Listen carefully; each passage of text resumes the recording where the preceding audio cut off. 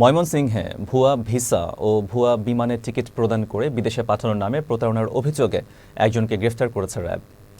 সকালে নগরীর Aqua bypass RAB ১৪ আয়োজিত প্রেস ব্রিফিংয়ে র্যাব ১৪ এর অধিনায়ক অতিরিক্ত ডিআইজি নইমুল হাসান জানান, রাতে গাজীপুর জেলার জয়দেবপুর থানার টেকনোপাড়া থেকে শফিকুল ইসলাম নামে এক প্রতারককে গ্রেফতার করা হয়েছে। তিনি আরও জানান, ময়মনসিংহের ফুলবাড়িয়া উপজেলার ২ ব্যক্তির নিকট থেকে সৌদি পাঠানোর কথা বলে ভুয়া ভিসা ও ভুয়া বিমানের টিকিট প্রদান করে ১২ লাখ টাকা হাতিয়ে নেয়। কিন্তু ৩ বছর অতিবাহিত হলেও তাদেরকে বিদেশে পাঠানো হয়নি।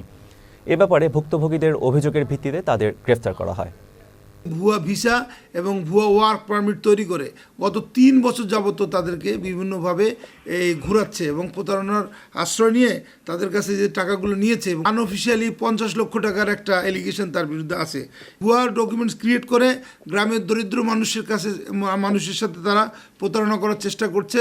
Rapid action battalion RAB Mymensingh এই প্রতারক চক্রের বিরুদ্ধে সোচ্চার।